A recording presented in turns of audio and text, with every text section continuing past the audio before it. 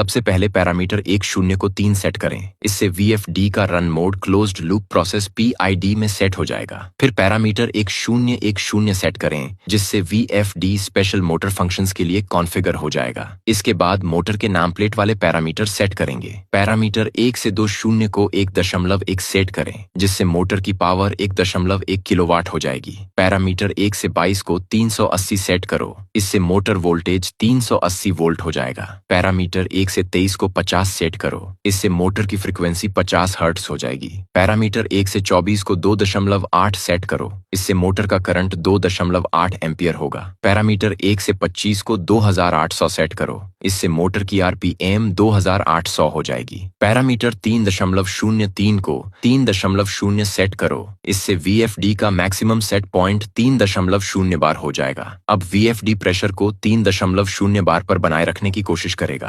Parameter 3-1-0 को 100 set करो, इससे प्रीसेट रेफरेंस 100 हो जाएगा। पैरामीटर 3 से 41 को 3.0 सेकंड सेट करो, इससे रैंप अप टाइम 3.0 सेकंड हो जाएगा। पैरामीटर 3 से 42 को 10 सेकंड पर सेट करो, इससे रैंप डाउन टाइम 10 सेकंड हो जाएगा। पैरामीटर 4 से 10 को 0 पर सेट करो, इससे मोटर सिर्फ आगे की दिशा में चलेगी। पैरामीटर 4 से 14 को 0 पर सेट करो, 50 हर्ट्ज पर सेट करो। ये VFD की मैक्सिमम आउटपुट फ्रीक्वेंसी है। पैरामीटर 4-1-6 को 250 पर सेट करो, ये मोटर का टॉर्क लिमिट है। पैरामीटर टॉर्क लिमिट 4-1-7 को 250 पर सेट करो, ये टॉर्क लिमिट जनरेटर के लिए है। पैरामीटर 5 से 10 को 8 पर सेट करो, इससे टर्मिनल नंबर 18 स्टार्ट इनपुट के रूप में कॉन्फ़िगर होगा। पैरामीटर 6 से 22 को 4.0 पर सेट करो, इससे एनालॉग इनपुट टर्मिनल 16 का लो करंट 4.0 हो जाएगा। मिली एम्पियर्स पैरामीटर 6 से 23 को 20.0 पर सेट करें, इससे एनालॉग इनपुट टर्मिनल 16 का हाई करंट 20.0 मिली एम्पियर्स पर सेट होगा।